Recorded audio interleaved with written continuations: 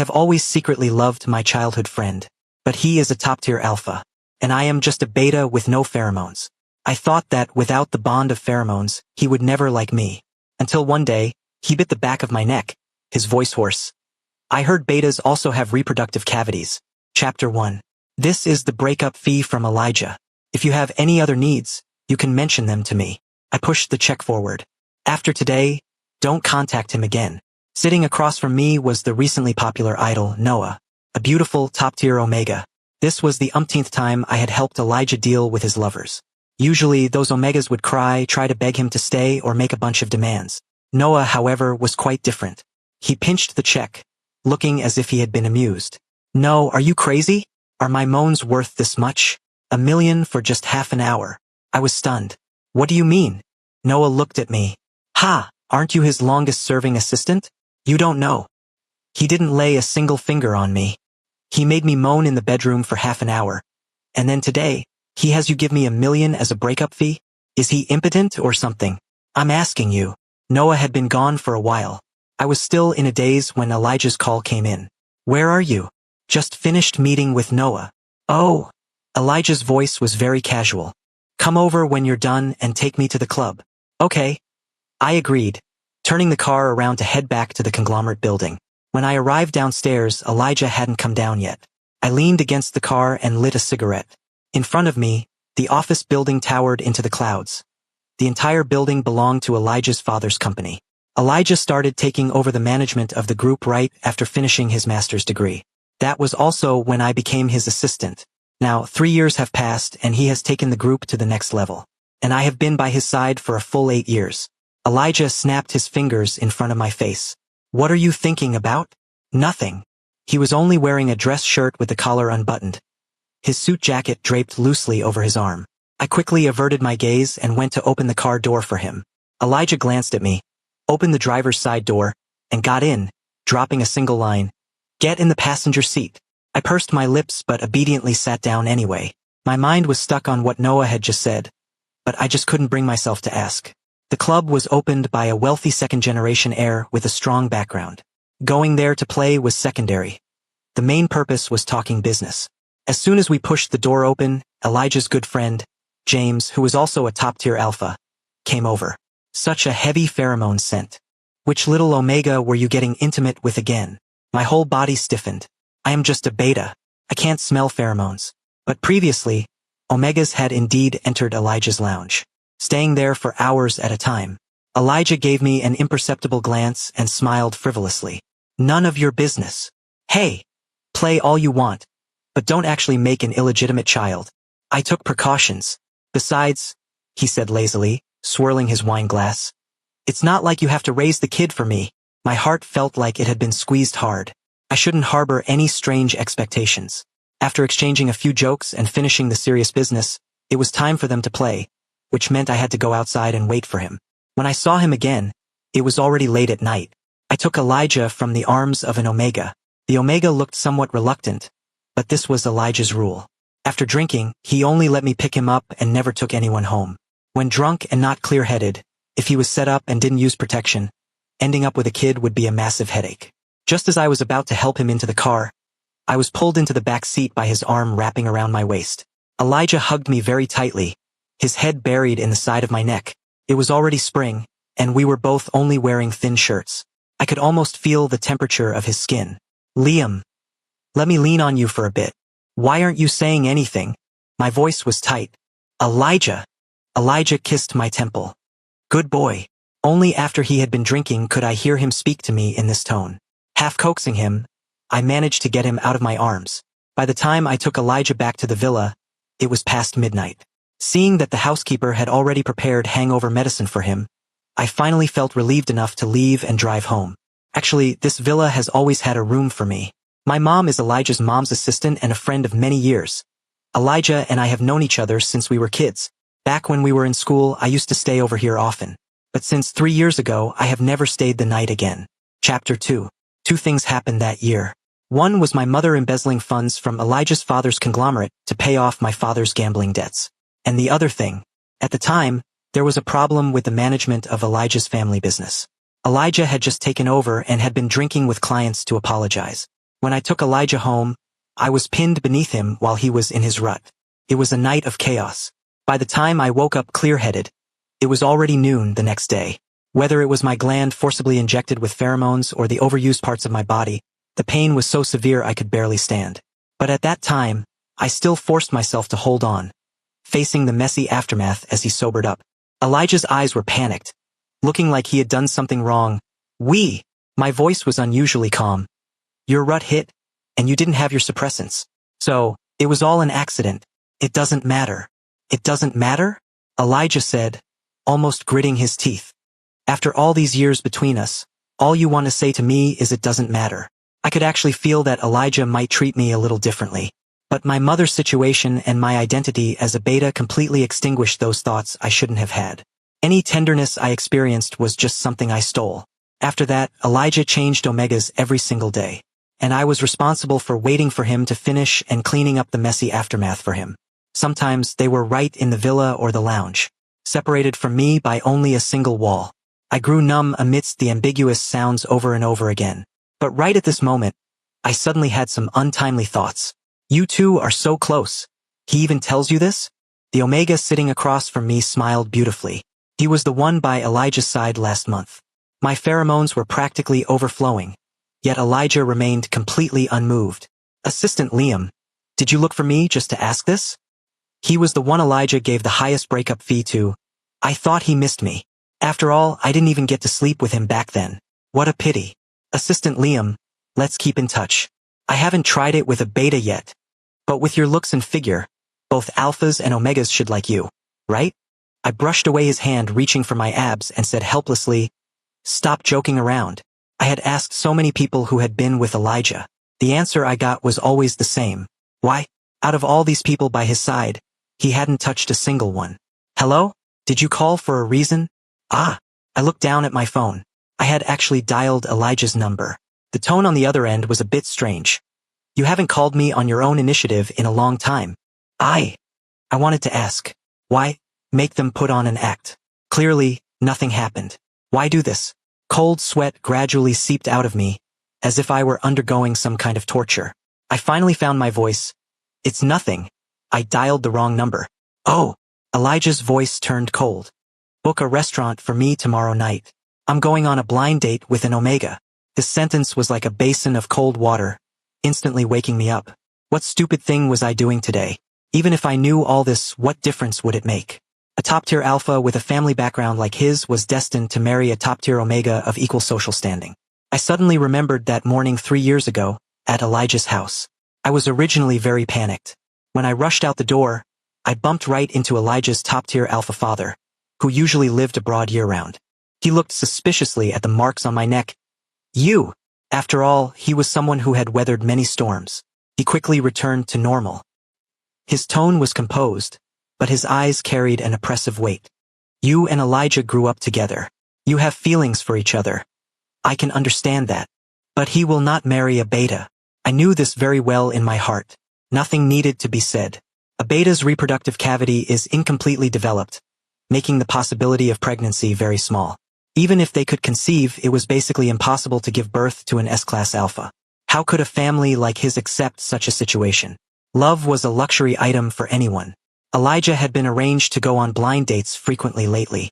I dropped him off at the hotel they agreed upon yesterday. Just as I was about to leave, Elijah bent down again. His features were extremely handsome, causing me to space out for a moment. Wait for me downstairs. I'll be back soon. Oh, okay. How fast could he be?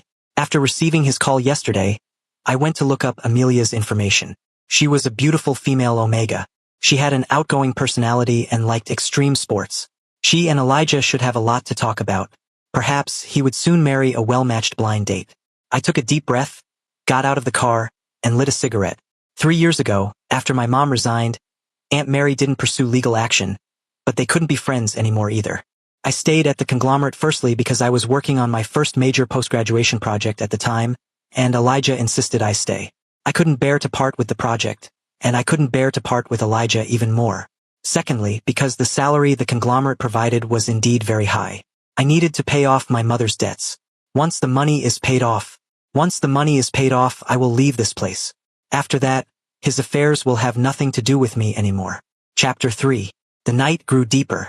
The lights of the bustling city made the stars in the sky lose their luster.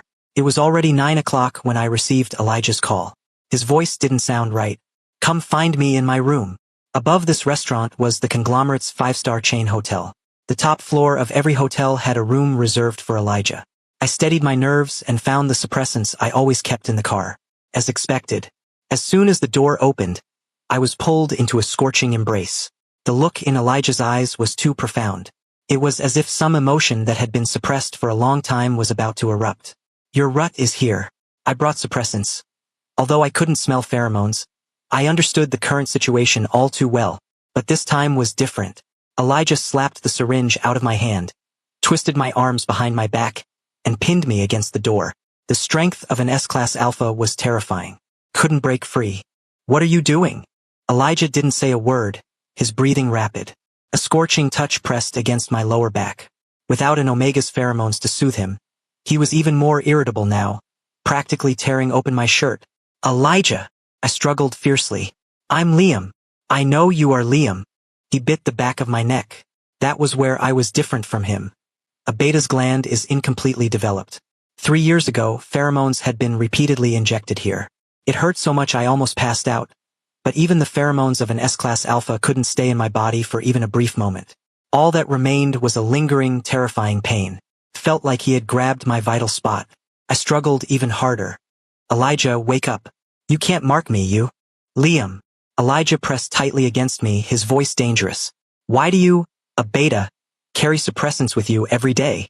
Are you afraid I'll do something to you again? You once stayed with me through my rut. Have you forgotten? Betas also have reproductive cavities. Even without pheromones, I cannot inside you. Couldn't believe it. What are you talking about? Elijah reeked of alcohol. He stared at me like a predator eyeing its prey. Don't they? Betas also have reproductive cavities. Right here. His hand stopped at a spot on my lower abdomen. Here. The sound of a belt unbuckling came from behind me. Guess if I can find it? The sweltering heat in the air threatened to swallow me whole. If I were an Omega, I would have been able to feel just how intense the sandalwood scent in the air was. My wrists were bound by a tie, and the bedding was almost soaked through. My incomplete gland was once again injected with pheromones. I threw my head back, letting out a sound bordering on a plea. Elijah! I couldn't remember how many times this was. My consciousness gradually blurred. He licked the back of my neck, kissing my fingers one by one. His gaze was fervent, looking as if he wanted to swallow me whole. You really are even more enticing than an Omega. When I woke up again, it was already the next day. Sunlight cast mottled spots across the room through the gaps in the blackout curtains. My memory slowly returned. My body had already been cleaned, and a dull ache emanated from my overused gland. My mind was completely blank, almost unable to think. I struggled to sit up and lean against the headboard, taking out a cigarette and lighting it. The suite door opened. Elijah walked in carrying a tray of food. Seeing me awake, he was visibly stunned for a moment. He set the tray down, his expression somewhat unnatural. Are you feeling uncomfortable anywhere? Eat something first. The food smelled delicious. I ignored him, keeping the cigarette clamped between my lips. I pulled over the shirt resting to the side and rolled over to sit up, buttoning it up one by one. An indescribable pain shot up from behind. My legs gave out and I almost fell. Elijah's face changed, and he immediately tried to come over and help me. Liam, careful. I shoved him away. Before Elijah could react, I slapped him hard across the face. The air instantly froze. My palm hurt. I had used all my strength. Elijah's head was turned to the side, his eyes hidden in the shadow of his hair. I tried to walk past him to leave, but he grabbed my wrist. Let go. Elijah gripped tighter. The corners of his eyes were red, and he practically roared. Do you hate me that much? Do you want to avoid being with me that badly? Weren't you investigating? Don't you already know? I didn't touch them. From the beginning until now, I've only ever had you. He said it very loudly, almost as if he were entirely in the right. As if this was something incredibly important, something I desperately needed to know. I let out a soft laugh. So you making me listen to those sounds next door was just a personal hobby of yours? Panic flashed through Elijah's eyes. No, it's just, my father sent people to watch me. If I didn't do that, I wouldn't have been able to fool him. What if he went after you? And I wanted to see that you cared about me. Liam, I just wanted to see that you cared. What a high-sounding excuse. It was laughable. He would never know what I felt in my heart the first time I heard those sounds. When I dreamed at night, I used to fantasize that one day, after I paid off these debts and worked a little harder, maybe I would have a chance to stand by Elijah's side. But later, I stopped fantasizing. He clearly knew I liked him. He clearly knew that many times, I was just outside the door, separated by a single wall. Yet he still did it. If I truly liked someone, I would never use a method that hurts them to prove their sincerity towards me. So what now? You can convince your father, and the two of us can be together. Elijah gritted his teeth. Give me some time. I will give us a proper resolution. All right. I let out a laugh and crushed the cigarette in my hand into the ashtray on the nightstand. I'll wait for your resolution. Here is the English translation for Chapter 4. The flashback to their teenage years perfectly captures the bittersweet beginnings of their relationship and shows exactly why Liam fell for Elijah in the first place. Chapter 4. The sunlight outside the window was glaring. I was in such a terrible mood, yet the weather was so ridiculously good. It was truly irritating.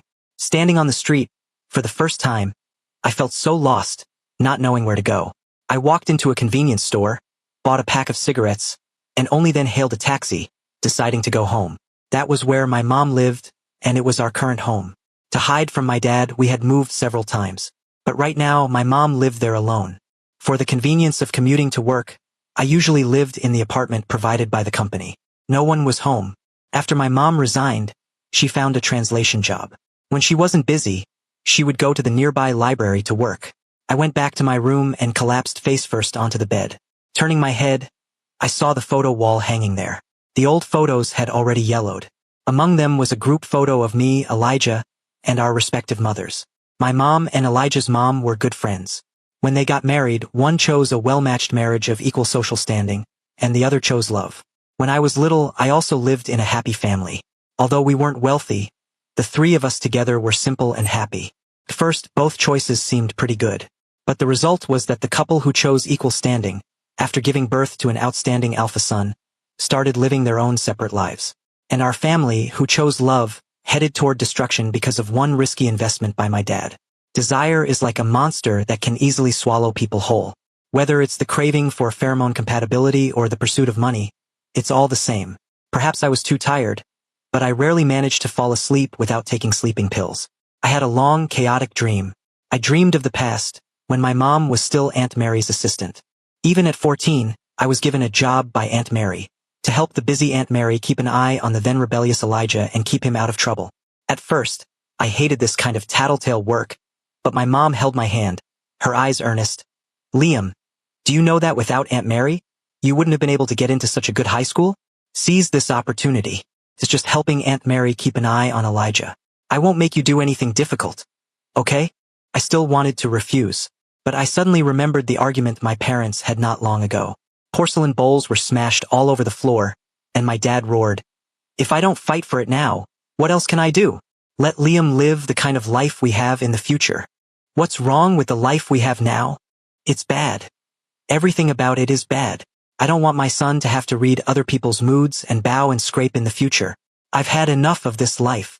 I want to do my best to give Liam a better life. Even though it's a lot of money, it can buy our family a good future. Honey, just listen to me this one time. Okay?" That was the most intense argument of theirs in my memory. At the end of the fight, I only remembered the words my dad said. "We have no background in this city. Whenever we look up, all we see are people better than us." At that time, Elijah had a head of red hair and looked incredibly rebellious at first glance. The first time he saw me, he knew my purpose. "Patricia's little sidekick? You're here to spy on me, aren't you? Follow me if you have the guts. Let's see how long you can keep up." So when Elijah went street racing in the middle of the night, I was there. When he skipped class to go skydiving, I was there. When he ran off to a bar during evening study hall, I was there too. Not only was I there, but I reported all these things in full detail to Aunt Mary. Elijah was severely scolded, and Aunt Mary cut off his living expenses. So when he went to wash dishes and sing at a restaurant to make money, I was still there. I even requested a song. Elijah gritted his teeth in anger. "Liam, are you a dog? You can find me no matter where I go." I imitated a dog bark. "Woof!" Elijah laughed out of sheer anger. "You know you have to pay to request a song, right? I know. I took out my flat wallet and gave Elijah the living expenses I had saved up for a month. Elijah gave me a look, took only one bill, and threw the rest back. You gave too much. He walked onto the stage and sang Don't Look for Trouble with Me for me. The stage was very small, and he was the only one under the spotlight. Elijah's voice was a bit hoarse, and every movement he made carried a freedom and ease that I had never possessed. At first, our relationship was as incompatible as fire and water. Until one day Elijah didn't go to work. I followed him and walked outside a stadium. Elijah walked up to me. Hey, since you're already here, want to stay for the concert before leaving? I was stunned, subconsciously taking the concert ticket from his hand. It was even a front row VIP seat. Where did you get the money? Elijah scoffed. Earned it from working. He had worked for so long, and it was probably only enough to buy these 2 tickets. He likely didn't have a single cent left in his pocket. I didn't agree with his spending habits. But in the end, I couldn't resist the temptation and followed him into the venue. Even the air smelled of freedom. The entire stadium filled with blue glow sticks truly looked like an ocean wave. After the concert ended, it was hard to get a taxi. We waited through several subway trains before finally making it back to school. The late night was very quiet. The streetlights were a dim yellow, and even the slightest sound could be heard exceptionally clearly. It was the first time we had walked shoulder to shoulder on the street like this. Today is my birthday. No one remembered. Are you going to tell my mom I skipped class? I hesitated for a moment and shook my head. Today, my stomach hurt, and you accompanied me to the hospital. Elijah glanced at me. Good students know how to lie too? I said softly, I'm not a good student. I just don't dare to waste my life. Or rather, unlike you, I don't have the right to waste my life. You know, every one of us is dissatisfied with our own lives, yet we don't realize that the present we hate is what so many others dream of having. Chapter 5. My parents argued more and more frequently. Most of it was still over those things. Reaching middle age, my dad realized his abilities were limited. He didn't want to just keep working a regular 9-to-5 job. He was always thinking about making big money to change our family's life, especially to give me a better life. He didn't want me to end up like him. I didn't know what was so bad about being like him. I could only stay up late studying while completing Aunt Mary's tasks. When I squatted outside the bar, I was memorizing vocabulary words. When Elijah went skydiving, I was solving math problems. One day, Elijah suddenly stopped dyeing his hair red. I looked at his newly cut short hair, unable to react for a moment. What? Don't recognize your big bro anymore? Elijah asked with a smile. Isn't your bro handsome? Handsome. Elijah laughed even louder. I played enough. I'm gonna study hard from now on so you don't have to keep an eye on me anymore. Look at those dark circles under your eyes from staying up. His fingertips lightly brushed beneath my eyes, bringing a burst of warmth. I dodged in a panic, my heart tingling. From then on, my relationship with Elijah got better and better. He also went from a young boy who was just hitting his growth spurt to an increasingly charismatic alpha. Quite a few Omegas started asking me if Elijah was seeing anyone. His pheromones are too charming, a beautiful, fair-skinned Omega told me with an intoxicated look on her face. His suppressant patch fell off last time, and I smelled it. It's a sandalwood scent that calms people down. It's such a huge contrast to his personality. But I was a beta. Even if Elijah didn't wear a suppressant patch, I couldn't smell the sandalwood scent they talked about. That was the first time in my life I felt jealousy. I went to the mall and smelled many sandalwood perfumes, but I always felt they weren't right. When I saw Elijah again, I blurted out. They said your pheromones smell like sandalwood. Elijah froze for a moment, then gave a wicked smile. Do you know that asking an alpha what their pheromones smell like is equivalent to courting them? He started to like teasing me. What does a beta's gland look like? Let me see. Are you really a beta? Why are you so pale and soft, just like an Omega? Has anyone ever told you that your lips are perfect for kissing? Stick with me from now on. We'll go to grad school together, do projects together, and head toward a better future together. We really could? I was jealous of all the Omegas who got close to him. My cabinet at home was filled with all kinds of sandalwood perfumes. I really did think about whether one day I could become outstanding enough to stand by Elijah's side. But I was too naive. How could class barriers be crossed so easily? Even our mothers gradually drifted apart as they grew older. Former best friends eventually turned into pure superiors and subordinates. When my mother's abilities fell short, she would be replaced without hesitation to make way for newcomers. No one could rely on a shred of childhood affection to fight against the survival rules of society. Later, the year I graduated from college, my dad's investment failed. Our family's savings vanished overnight. At first, he continued working for a while, but then he developed an alcohol addiction, and his entire personality changed. And then, my mom made a mistake. We had finally reached the future we once talked about. But was this the better future we had hoped for back then? It had clearly only been a few short years. Yet these memories still left a lingering chill in my heart. I woke up as dusk fell. The sound of a fierce argument suddenly came from outside the door, not giving me time to fully wake up. Money! Where is the money I asked for? A brutal voice roared. I already gave it all to you. I really don't have any more.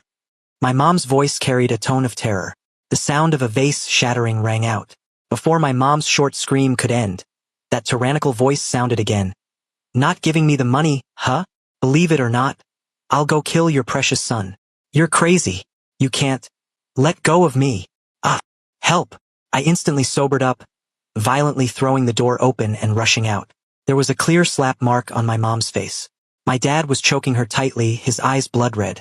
There was absolutely no trace of the gentle, honest man he used to be. I shoved him hard. My dad clearly hadn't expected anyone else to be home and was knocked to the ground. I don't want the house in Grandpa's hometown. Since you're living there, don't come looking for my mom for money. If you have a problem, come at me. I casually picked up a shard of the broken vase from the floor and pressed it against his neck. Do you not understand? Do you want to die? My dad finally reacted, sobering up significantly. Liam, you wouldn't dare. I'm your father. My eyes were icy cold. Watch and see if I dare. My mom was terrified and quickly grabbed my hand. Baby, calm down. Don't hurt yourself. He's not worth it. Be a good boy and let go, okay? You let go of me. If you kill me, you're finished too. My dad's legs were shaking. The moment I let go of his collar, this man, who used to lift me over his head, stumbled and fell to the floor in a sorry state. He spat, then hurriedly left. The air seemed to freeze. I stood frozen in place, clearly feeling my blood churning. This isn't the first time he's come looking for you, is it? Liam, that tautly stretched string, after enduring Elijah, finally snapped with a crack at this moment. I told him to roll back to his hometown and never come looking for you again. I found him a job as a security guard. If he worked properly, he wouldn't starve. I told you to stop giving him money. Whenever he has money, he gambles. And when he gambles, he makes me pay it back. I've said it so many times. Why won't you listen? I work myself to death every day, and I still have to deal with this crap. Do you think ruining me isn't enough? Why? Why exactly are you guys doing this to me? I blindly grabbed something and hurled it forward. The last vase in the house shattered. After the anger passed, I saw my mom trembling on the sidelines. A layer of cold sweat suddenly broke out on my back. How was my angry appearance just now any different from the father I hated the most? Seeing that I had calmed down, my mom sobbed, "But mommy has no choice. I found so many jobs, fled to so many places, but he just keeps pestering me. Just because I am his omega, I submit to his pheromones. As long as I see him, I have no way to resist. Even if we divorce, washing the mark at the hospital requires both parties' consent. Mommy really has no choice." She tried to hold my hand. "Liam, you are the most important person to mommy in this world. Don't be mad anymore, okay?" I slapped myself hard across the face. "Mom, I'm sorry." I suddenly felt so tired. Chapter 6. Ever since the incident at home, staying by Elijah's side every day felt like a slow execution by 1,000 cuts. Our spirits had been ground away. Neither of us could change the current situation. My mom was tired and I was tired too. Everything I used to hold onto no longer seemed important. I just wanted to take my mom and escape our current life. I asked softly, "If we could leave, would you go with me?" "Mom is willing." I didn't wait for Elijah's resolution. Instead, I dialed Robert's number first. "Uncle Robert, I heard the conglomerate has run into some problems lately. Capital recovery for several business lines has been delayed, and a large number of retail shares have been acquired. If Elijah doesn't marry Amelia and the funds don't arrive, Jingsheng Group will have to change its surname." Robert fell silent for a moment. "What do you want to do?" I chuckled softly. "I want to ask you for a favor." Before leaving, I arranged to meet Aunt Mary at a cafe. As soon as she sat down, she asked, "How is your mother doing lately?" "She is doing quite well. She often asks how you are, too." After that incident, they hadn't contacted each other again. My mom had made a mistake, and Aunt Mary choosing not to pursue it legally was already out of consideration for their old friendship. She sighed, looking a bit pale herself. I took out the prepared check. Aunt Mary, this is the money I've saved up over the years, plus some interest. I'll figure out a way to pay back the rest later. Patricia froze. There's no need, that matter is already. Please take it, I smiled. This has been a burden in my heart. If you don't take it, I won't be able to convince myself. Unable to convince myself what staying by Elijah's side for all these years was ultimately for. It was already late at night by the time I finished dealing with work. When I stood up, I noticed the lights in the CEO's office were still on. For the past few days, Elijah and I had barely seen each other. He came and went in a hurry, accompanied by another beta assistant. It seemed like he was busy with something, or perhaps avoiding the awkwardness between us. By the time I realized what I was doing, I had already knocked on his office door. Elijah! Elijah froze, a flash of joy crossing his eyes. Liam, why, haven't you left yet? He looked very tired. But even though he was unkempt, with an ashtray overflowing with cigarette butts, he still relied on his good looks to exude a rugged, desolate handsomeness. This was the person I had loved for over a decade. If a person lives for 80 years, that's only 8 decades. 8 decades. I said softly, Elijah, can you give me a hug? Elijah was stunned, seemingly unable to believe it. A look of joy appeared on his face. He quickly walked up to me and reached out, starting with a gentle, tentative touch. When he realized I didn't push him away, he pulled me into a tight embrace. Liam. I didn't know if it was an illusion, but I thought I heard his voice choke up a little. After so many years of entanglement, the hopes and disappointments that felt like trying to catch the moon's reflection in the water, it was as if an insurmountable mountain stood before me. I didn't want to try climbing it anymore. The tip of his nose rubbed against the side of my neck. Liam, the scent on you has faded, but I couldn't smell pheromones. I blocked his movement. No biting. A flash of hurt appeared in Elijah's eyes. I was wrong before, Liam. Just wait for me a little longer. I won't let you get hurt ever again. He held me, murmuring repeatedly, Baby, wait for me just a bit longer. My eyes grew hot. But I don't want to wait for you anymore. The next day, Elijah said he was going on a business trip. But I knew it wasn't just a business trip. He was going with Robert to get engaged. Sure enough, that very night, Robert sent me a photo. It was a banquet. Elijah and Amelia sat together. A talented man and a beautiful woman. A perfect match. He showed it to me on purpose, as if afraid I wouldn't give up hope. I traced Elijah's face on the photo, accepting that this was our final ending. Robert sent a message. When do you plan to make your move? I replied with a time. Tomorrow. Elijah was suspicious by nature, so I didn't take much with me before leaving. I just sold off some gifts I had received in the past, opened a bank account under a new identity to save the money, and also received a transfer from Robert.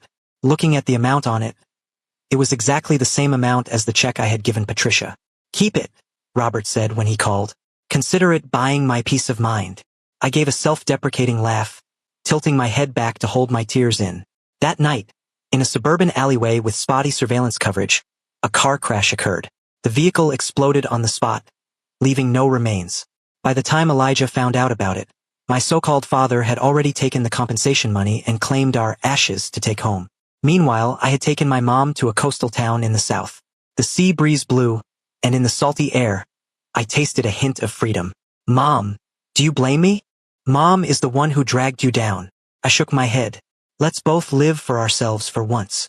I had given up everything from the past. Dignity is something more important than life itself. Elijah didn't understand that, and he didn't need to. There were quite a few opportunities in the small town. Light industry was highly developed here, and many source factories for clothing and crafts were located here. This was also the reason I chose to come here. My educational background wasn't low. I had passed the CPA exam in college and the bar exam during grad school, so finding a job wasn't difficult.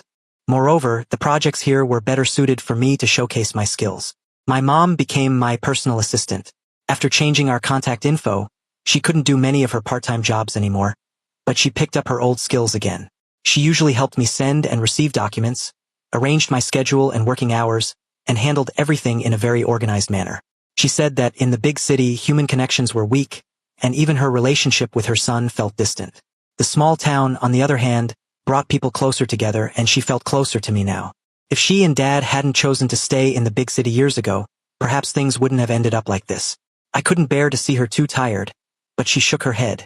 Mom feels like she's finally come back to life. My work gradually got on track, and the pace was faster than I expected. In this busy and fulfilling life, all those things from the past seemed to fade like smoke and clouds. But I never expected that, over 3 months later, I would faint while working overtime. After waking up, I received a piece of news. I was pregnant. Elijah's POV. The air reeked of alcohol. I didn't know how long I had been staying in Liam's room. Back in college, he used to stay over here often. But ever since that incident, he never stayed the night again. His clothes from college were still in the closet, but his scent had almost completely faded from them. I curled up in the little space I had built for myself. For the first time, I felt that a beta without pheromones wasn't good at all. They couldn't even leave a trace behind for me to remember them by. The door was forced open. Someone hurried in, pulled open the curtains, and delivered a vicious slap to my face as I curled by the bed. My face stung with burning pain. My dad's furious voice rang out. "The person is already dead.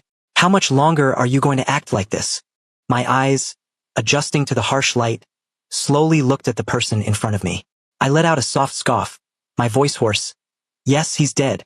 I didn't even know about it until after the funeral was over." "Did you know about his accident all along? You knew exactly how much I liked him. Couldn't you have at least let me see him one last time?" Robert wasn't listening. "I've given you enough time to adjust. Tomorrow, you will go and give Amelia's family a proper explanation." I already said I won't marry Amelia, and they agreed to. An explanation? Who do I need to give an explanation to? "Idiot!" my dad roared. "Sooner or later, you'll learn that only 2 people with compatible pheromones can produce powerful offspring. Only a 100% compatible omega can keep an alpha in their peak condition at all times. Liam was just a mediocre beta. You and Mom are a 100% pheromone match. But did that stop you from cheating? You can find countless omegas whose pheromones match yours. You frantically seek novelty from them. You don't have any human emotions at all. You're just endlessly copulating." An ashtray was violently smashed against my head. My vision instantly went black. My mom cried out in alarm and rushed forward to shield me. "Are you crazy? Butler, go get the family doctor. You just keep spoiling him." Was he wrong? Patricia had never spoken to her husband so loudly. She and Robert were just like Amelia and Elijah today, well-matched in family background and 100% compatible in pheromones. She used to think that she would be happy in the future. After all, feelings could be nurtured, but compatibility couldn't lie. That was until Elijah was kidnapped at the age of 8.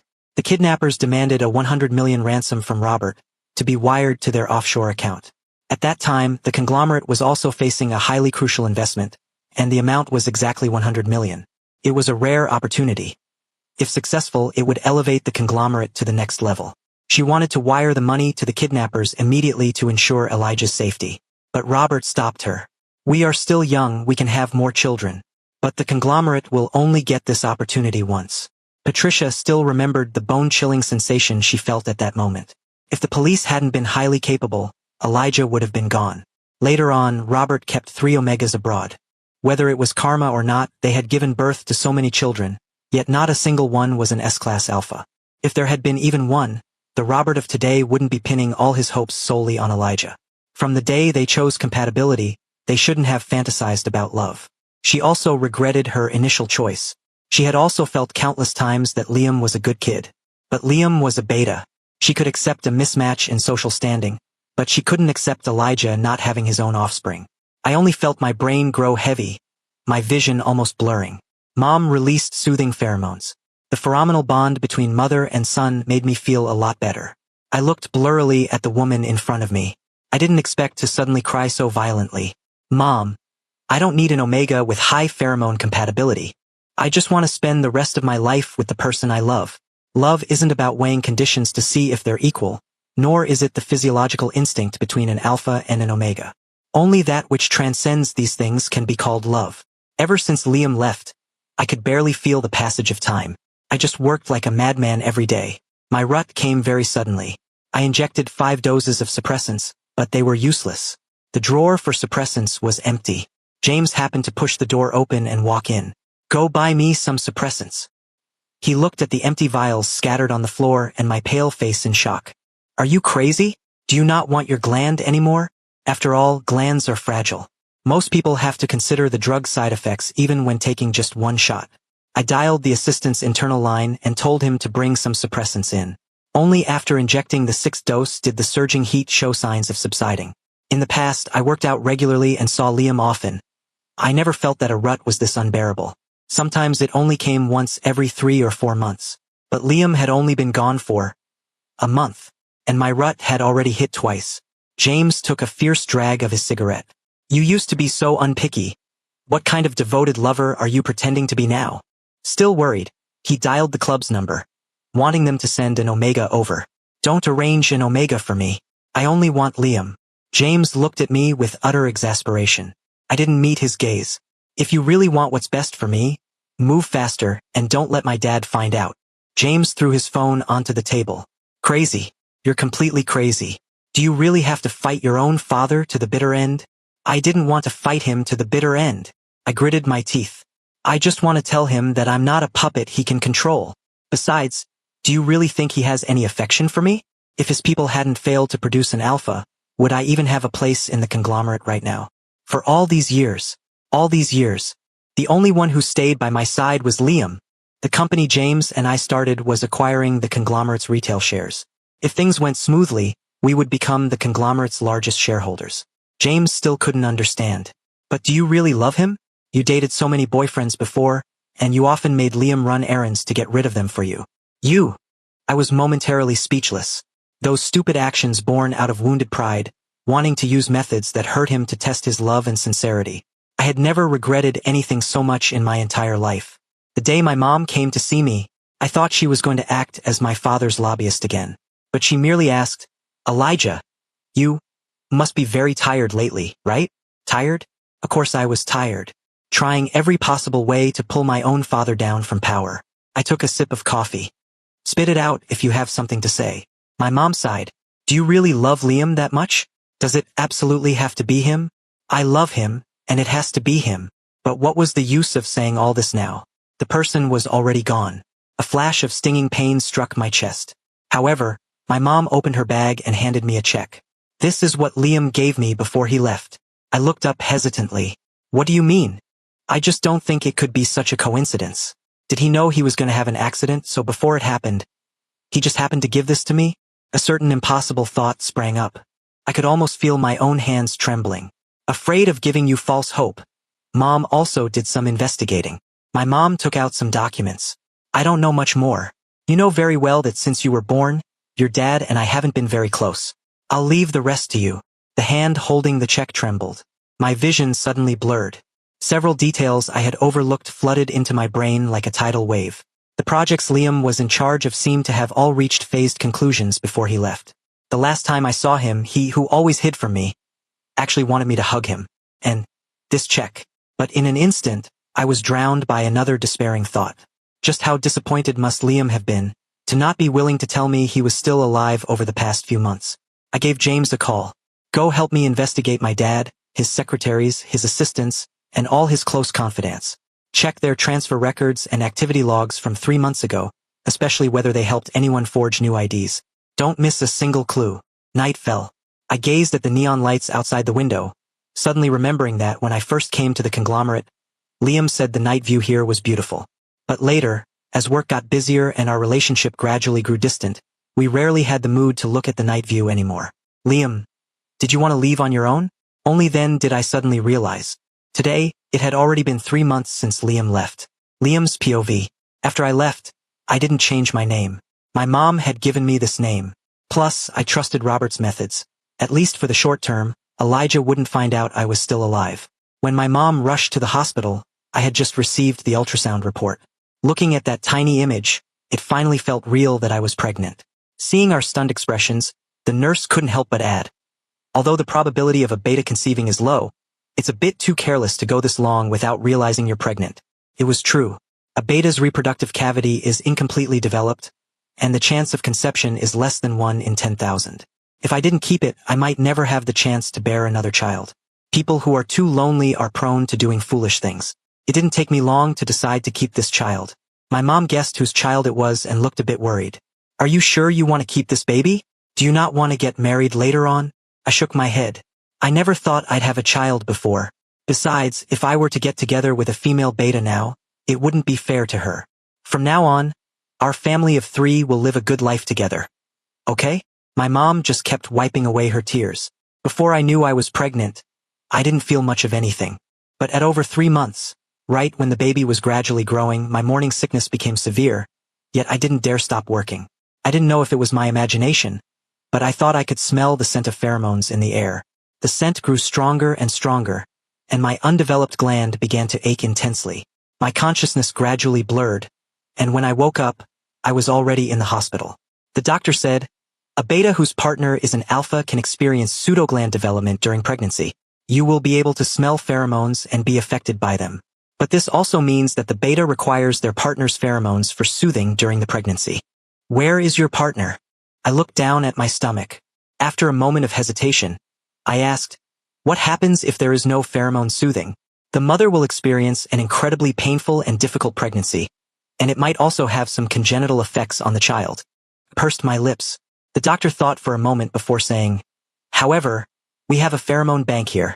You can see if there are any suitable pheromones that can help you. It's just that the cost won't be low. That month, I tried nearly 30 different sandalwood-scented pheromones, but none of them worked. They even made my incompletely developed gland hurt. Just as I was about to lose hope, the hospital suddenly received a new type of sandalwood pheromone donation. Inside the chamber, I felt the sandalwood scent wrap around me like a gentle tide. When I snapped back to reality, the doctor was calling me out with an excited expression. It looks like you'll be able to get through your pregnancy smoothly. I was a bit dazed. So, the smell of actual pheromones really was different from those perfumes. His pheromones must smell something like this, right? Perhaps knowing that the pregnancy made me suffer a lot, I didn't endure too much pain when giving birth to John. He is a male omega, but his pheromones aren't the common floral scent. Instead, they are a refreshing mint. At 1 year old, John started babbling. The first word he ever spoke was, Daddy. At 2 years old, he had more energy than an average alpha child. I had to play with him every day after working overtime, feeling like I was constantly switching back and forth between exhaustion and joy. At 3 years old, he questioned his teacher in early education class. Why do alphas have to protect omegas? Daddy says I'm the strongest omega, even stronger than an alpha. At 4 years old, John started kindergarten. One day he got into a fight with a classmate. He came home rubbing his dirty eyes, crying and asking me, "Where's my alpha daddy?" But after seeing my expression suddenly change, he never brought it up again. Not long after, the kid he fought with transferred schools. That year was the hardest to endure. Little kids have weak immune systems, and John got sick. Pneumonia and gastroenteritis kept recurring, and his high fever wouldn't break. His little face quickly lost weight. The pediatrician suggested I have my pheromone-producing partner release pheromones to soothe the child, as it would help him recover faster. With no other choice, I went back to my previous doctor. Do you still have that same pheromone from before? The donations have ended. The doctor paused. But the hospital can try to contact the donor for you. Thank you. I breathed a sigh of relief. Fortunately, the donor readily agreed to continue donating. Standing beside me, the doctor sighed. The child is still too fragile. If he were a beta, it would be fine, but as an omega, he needs the protection of his parents' pheromones even more. I looked at John's pale little face, my lips pressed into a thin line. At 5 years old, I went to pick John up from school. Standing at the end of the long street was someone I had seen countless times in my dreams. I thought my eyes were playing tricks on me until I got closer and heard a familiar voice gritting out, "Liam." I never expected to run into Elijah here, at the gate of my apartment complex in this seaside town. 5 years had passed, and his features were still sharp and cold, only now he looked even more unfathomable. He was staring at the little boy beside me. Who is he? My friend's child. Hearing this, John instantly got anxious. His little hand tightly grabbed mine. "Daddy, I'm your son." Elijah let out a soft scoff. "And what about you? Are you a ghost or a human?" My voice was strained, unable to speak for a moment. The corners of Elijah's eyes turned red. He hurriedly averted his gaze and crouched down, as if trying to hide something. "He's very cute." I became alert. "He's an omega. He is my child, Elijah. Don't get any ideas about him."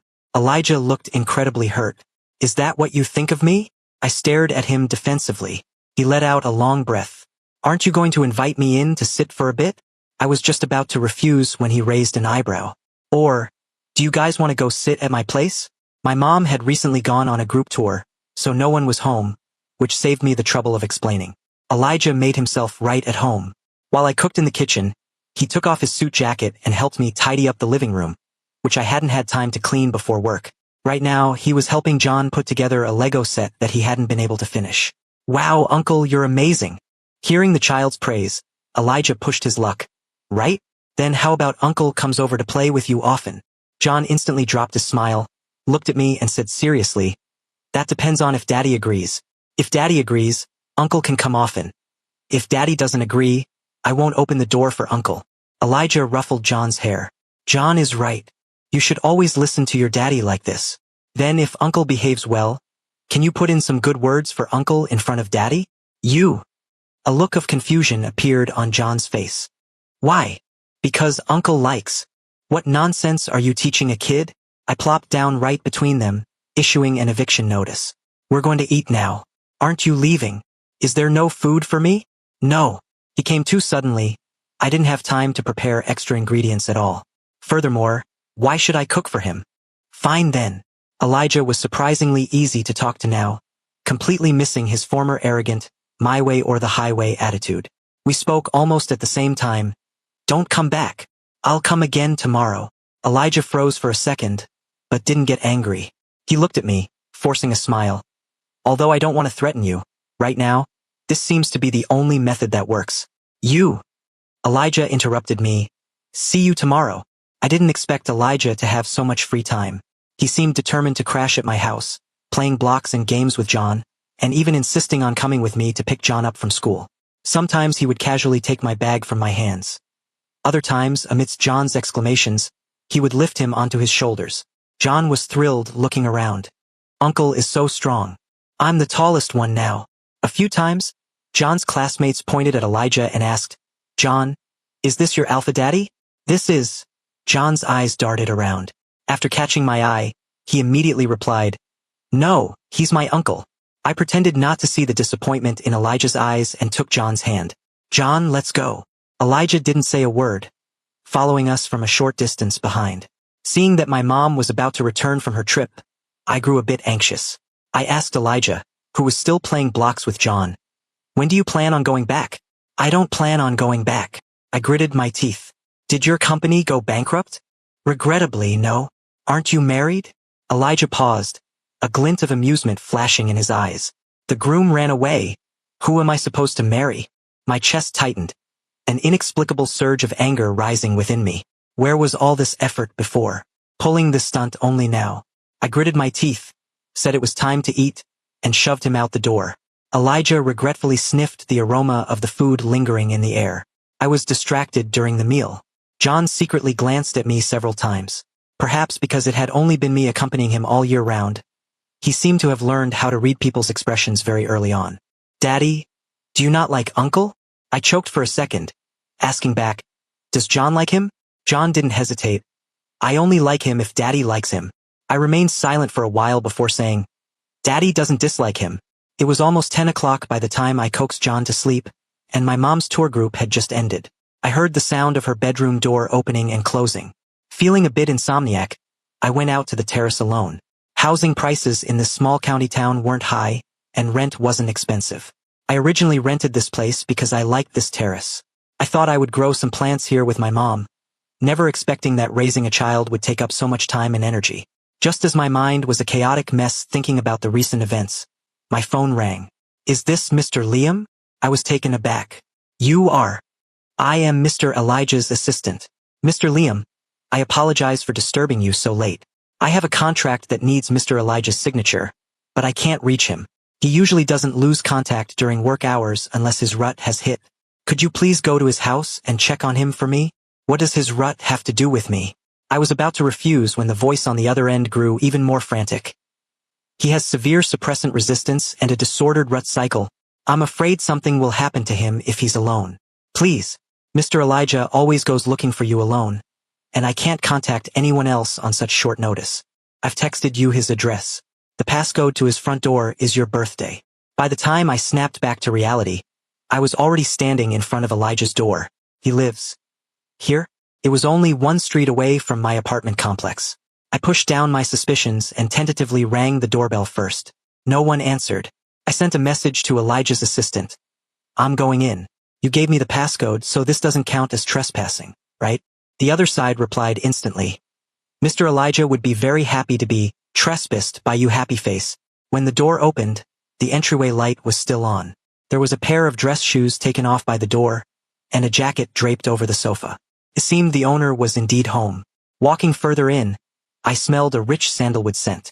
After giving birth to John, even though my pseudogland development had almost completely healed, I could still faintly smell pheromones. But it had never been this strong before. Did his fever burn his brain out? I changed into slippers and walked quickly to the bedroom to find him. The bedside lamp was on, and the blanket was puffed up into a mound. The trash can was full of empty suppressant vials.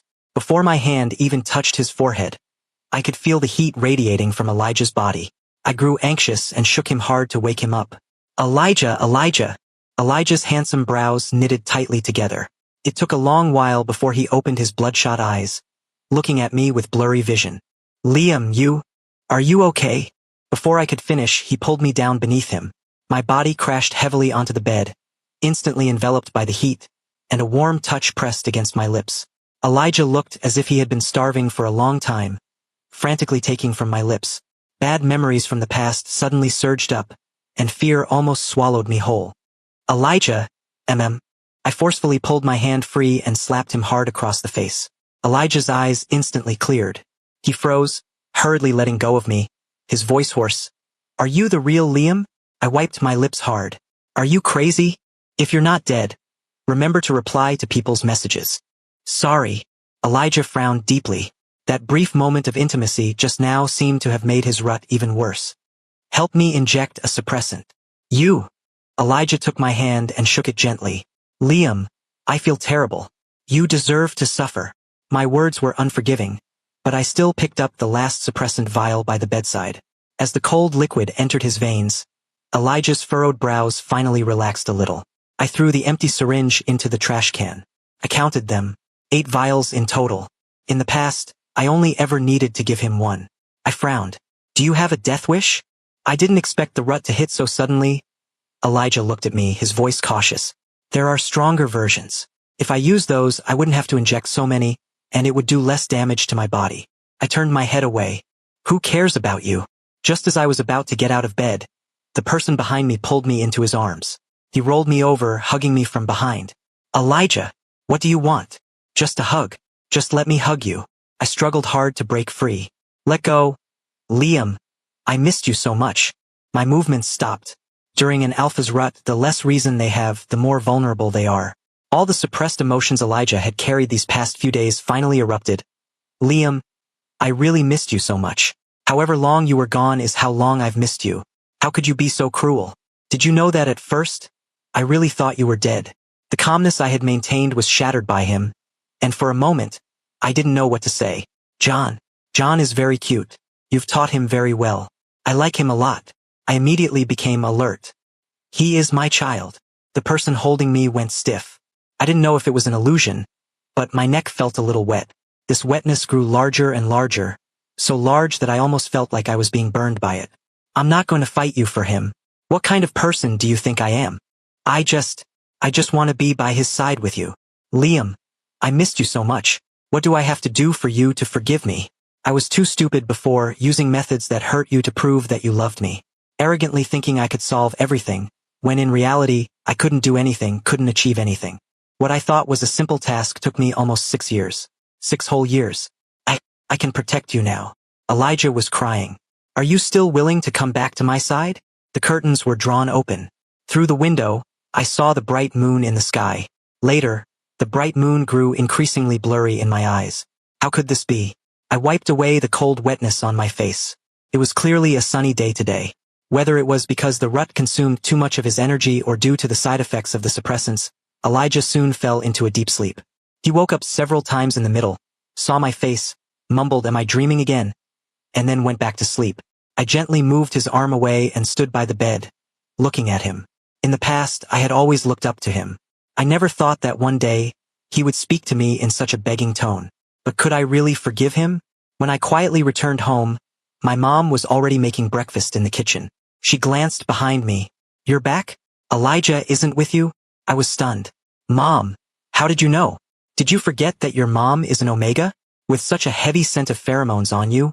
Do you think I can't smell it?" I awkwardly rubbed my nose. It was still early, and John wasn't awake yet. I put on an apron and went to the kitchen to help her. My mom turned on the stove and sighed. "The last time before you left, when you fought with your dad, it was the same. If he hadn't been drunk with a poor sense of smell, how could he not have smelled such strong pheromones on you?" I was just about to say something when my mom's next sentence froze me in place. "This tour group, Elijah paid for it. Otherwise, how could I bear to spend that kind of money? I thought it would be good to go out and have some fun, and use this time to let you two sort out your problems. So how is it? Still haven't cleared things up?" My head buzzed. "What do you mean?" My mom gave me a strange look. "Do you really still not know anything?" What did she mean I still didn't know anything? What was I supposed to know? My mom sighed. "He knew you were alive a long time ago, right around the time you first found out you were pregnant. He was afraid Robert would go after you, so he didn't dare come looking for you. I didn't know at first either, until you were diagnosed with pseudogland development. He came to the hospital to extract pheromones, and I ran into him. That sandalwood-scented pheromone was really Elijah's? He didn't let me tell you before. He said that if he couldn't protect you, I should just let you pretend he never existed. When your morning sickness was severe, he came every month to extract gland fluid. If he really couldn't come in person, he would have someone deliver it overnight via cold chain. Doing that is extremely damaging to the gland. He might even have to get it removed in the future. But he deserved it. Who told him to get you pregnant? He brought it all upon himself." My mom continued.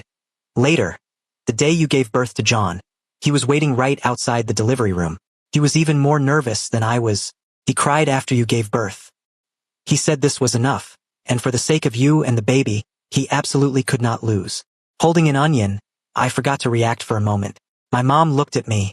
"Over the years, he also frequently came secretly to see you and John. That time John got into a fight, he was the one who pressured the school. But every time he couldn't stay for more than a day or two. Later, I saw on the news that Robert lost the power struggle against his own son and was sent to a nursing home abroad. Now that he came looking for you, I thought, sigh, it's been so many years." The onion made my eyes sting. "I knew that when I was pregnant I used a lot of pheromones. So much that I even asked the doctor if this dosage would affect the donor's body. Right now I also wanted to ask Elijah, when drawing the gland fluid, did it hurt as much as when I gave birth to John?" Chapter 7, Finale. When Elijah woke up, it was already afternoon. I had just finished cooking when he came into the kitchen to pour some water. Our eyes met, and Elijah's gaze instantly cleared. "Liam, you're still here?" I gave him a look. "If you're awake, come over and eat." Elijah looked overwhelmed by the unexpected favor, hurriedly nodding. Okay. For the past few days, I hadn't let Elijah stay for a single meal. He didn't mind. Every time he would just play with John for a while and then leave. At the dinner table, Elijah was a bit nervous, only looking at me cautiously. "Not eating? Can you get full just by looking at me?" Elijah nodded immediately.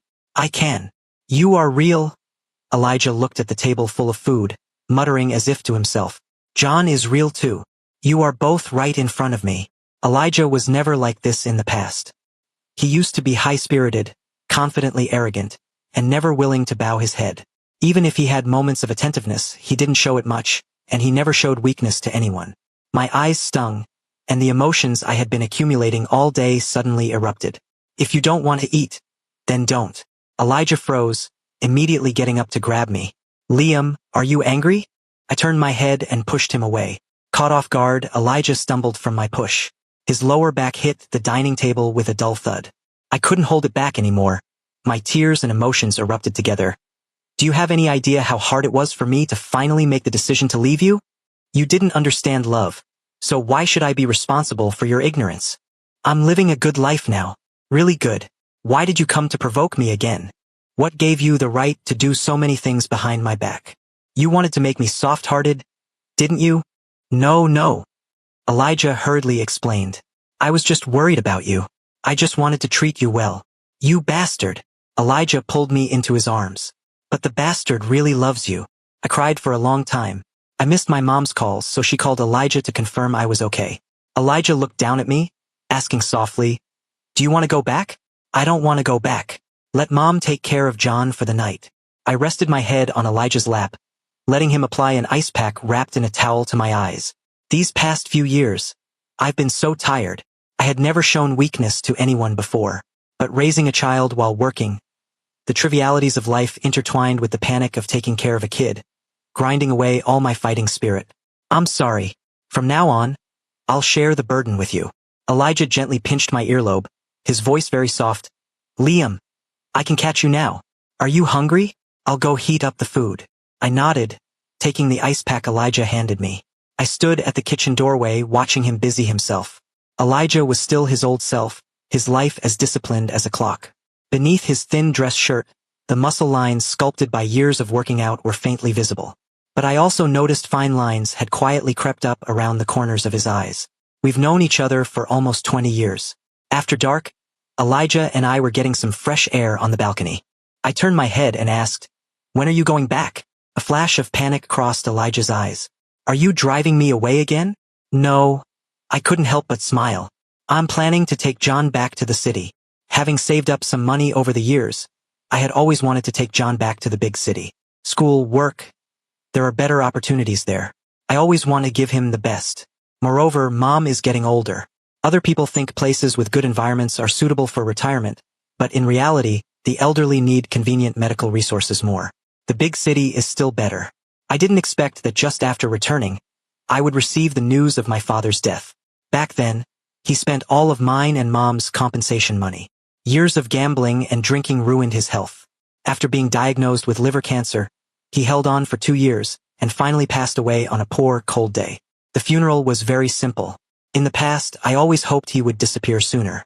But when this day truly arrived, it still hurt inside.